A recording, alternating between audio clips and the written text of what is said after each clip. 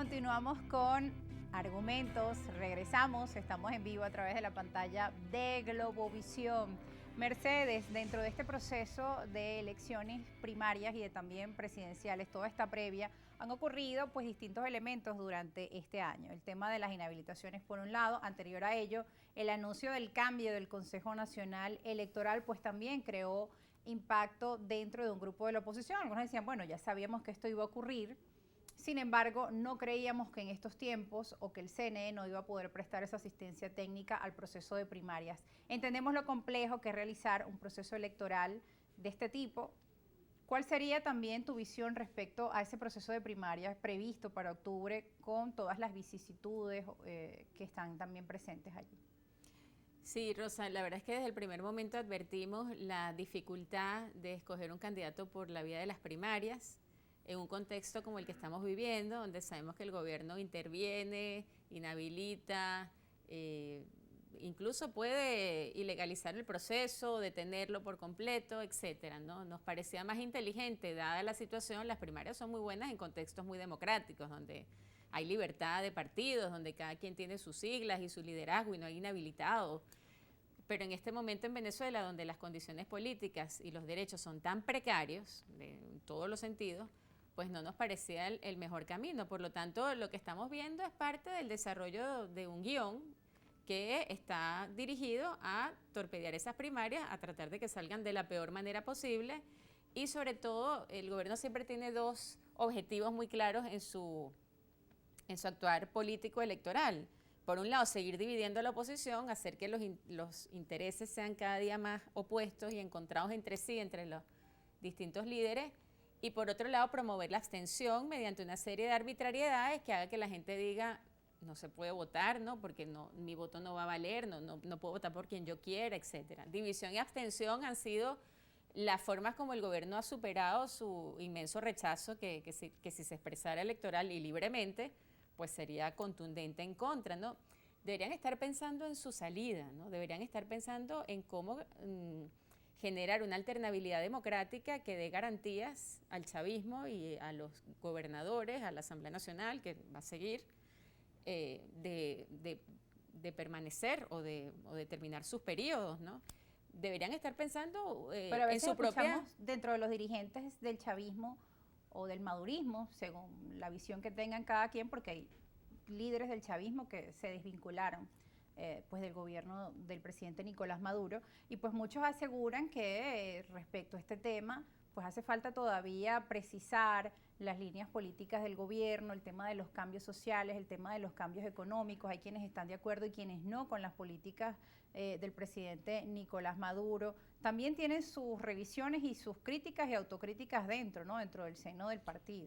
Mira, yo siento que en la reflexión del gobierno, del chavismo gobernante, prevalece todavía una especie de subestimación del venezolano que piensan o les hace concluir que si la cosa económica mejora, o sea, si ellos tienen más posibilidad de repartir dinero, cajas de comida, electrodomésticos, se van a recuperar electoralmente, ¿no? Pero yo creo que el venezolano cambió. O sea, yo creo que el rechazo al gobierno hoy en día es mucho más que material. O sea, es un rechazo que viene de la decepción, del engaño, de la inmensísima corrupción que se ha ido develando, pues, sobre todo en los últimos, en este último año, de la arbitrariedad, del atropello. O sea, no es una cosa, y repito, es que el fenómeno de Barinas nos tiene que llamar la atención. Es que eso fue lo que pasó en Barinas. El gobierno desplegó todo su aparato ministerial, financiero, Siendo además muy gubernamental, representativo Barinas para el chavismo. muy representativo, y sin embargo la gente lo que decía es que no me importa que me sigan dando, yo simplemente quiero que se vayan, ¿no? Esa rabia se está generalizando en todo el país. Y lo que deberían estar pensando ellos o planteándose es que, bueno, la única manera de reivindicar nuestro movimiento, nuestra causa política, es garantizando o permitiendo que haya alternabilidad. Ahora, sobre ese tema de la alternabilidad, lo que te iba a comentar era que muchos líderes dentro del chavismo, pues a veces en sus discursos dicen, ya va, pero esta es la misma posición del 2002, con ellos no es posible la alternabilidad, somos nosotros o ellos nos van a eliminar. También creo que desde el otro lado se tiene esa visión de los hechos, la cacería de brujas, la persecución o vías o salidas, dicen, son la oposición que llamó a las guarimbas, la oposición que llamó a la salida, la oposición que pidió sanciones a nuestro país, en fin, eso también está dentro del discurso del gobierno y pueden ser elementos que unifiquen incluso al chavismo descontento. Sí, me parece que más como excusa que como realidad, Rosa, porque ellos que leen las encuestas más que nosotras saben que esa oposición hoy goza de 70% de rechazo y que muchos de esos líderes hablan hoy y su discurso luce completamente desfasado. O sea, ¿qué quieren los venezolanos? Los venezolanos no quieren sanciones, los venezolanos quieren paz, los venezolanos quieren unión, los venezolanos no quieren, excepto un grupo radicalizado, etcétera, que muchas veces opera por las redes sociales, ni siquiera sabemos hasta qué punto es capaz de expresarse electoralmente, pero un grupo muy radicalizado, los venezolanos quieren una transición pacífica y constitucional y electoral. No se movilizarían de otra manera hoy en día si no es para el voto, para votar, ¿no? Entonces, esa oposición que ha demostrado también que un error tras error, tras error, tras error, y que le han hecho mucho daño al país, y que además están implicados también en grandísimos casos de corrupción, pues no tiene la misma fuerza que tenía, que tenía hace unos años. Por lo tanto, pienso que es más excusa que realidad, es no querer o no ver posibilidades a la alternabilidad por una serie de temores, de miedos, pero que tienen que superar con la astucia política que hasta ahora les ha caracterizado, porque también hay que decir que han podido sortear muchas cosas y que tienen que buscar la manera de darle paso al país. La reelección indefinida es un absurdo que nadie quiere en Venezuela. Nadie se cala ese tema de la reelección indefinida. Hay que buscar un líder dentro del chavismo también que sea capaz de proseguir el camino de ese partido, ¿no?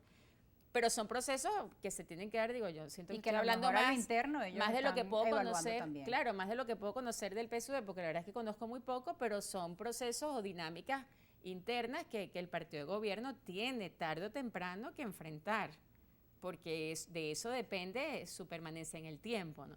Su vigencia como partido. Ahora bien, pareciera que estos discursos polarizantes, los discursos de odio, pues toman cada vez más fuerza. Y muchos estudiosos de la comunicación nos hablan del impacto que además tienen las redes sociales en eso que cada persona, que además los algoritmos dirigen los mensajes que le llegan a las personas según sus preferencias y gustos, pues cada vez vamos a tener una audiencia, una población o un ciudadano que puede tener una información más polarizada dentro de sus dispositivos y en un mundo con una abundante cantidad de información, de sobreinformación, con cantidad de materiales en redes sociales y en videos, publicidad que llega.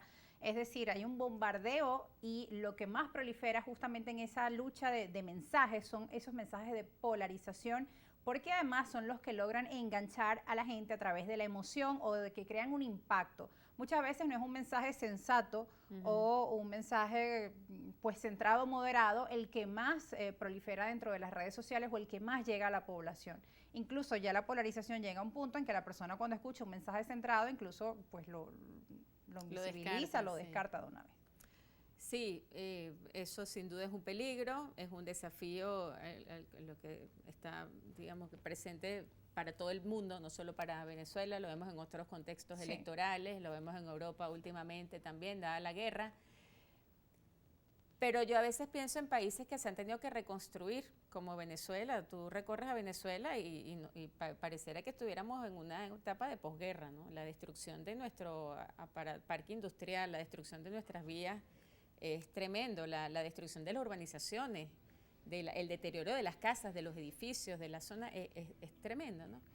En esos contextos de reconstrucción, la población, al menos lo vimos al finalizar la Segunda Guerra Mundial, suele orientarse por discursos más moderados porque no pueden seguir sufriendo, porque entienden que la destrucción tiene que cesar, que la destrucción tiene que parar y que nos necesitamos todos para poder reconstruir el país. Si seguimos en esta guerra por etapas, pues el país va a seguir destruyéndose.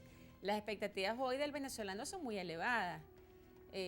Tienen que ver con cosas mucho más trascendentes que un cambio de gobierno, tienen que ver con el reencuentro de la familia después de 10, 20 años sin verla, tienen que ver con el sostenimiento económico de personas pensionadas y jubiladas que no se pueden sostener económicamente con esta inflación y esta crisis y esta ruina o aniquilamiento de las pensiones. O sea, son expectativas existenciales que repito, o sea, no podemos subestimar al venezolano en el uso de las redes sociales. Lo que los venezolanos están sufriendo es demasiado grave, demasiado profundo. Sí, es un sector de la población el que entra a las redes sociales. Es un sector muy pequeño, acceso. exacto. Muchos no tienen conectividad, ven las cosas cuando se puede, etcétera. Entonces, siempre decimos lo mismo en el IFEDEC, ¿no? Porque nos remitimos a las ideas madres.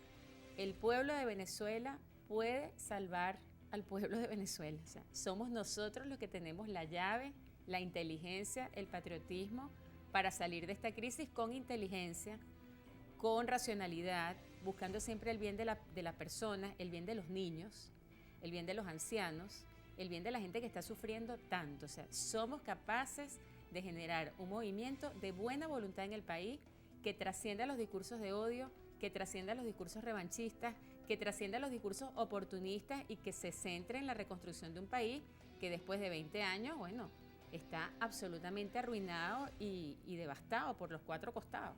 Bien, Mercedes, tenemos que ir a una pausa. Al regreso seguiremos conversando en esta edición de Argumentos y también haremos algunas de sus preguntas. No se aparten.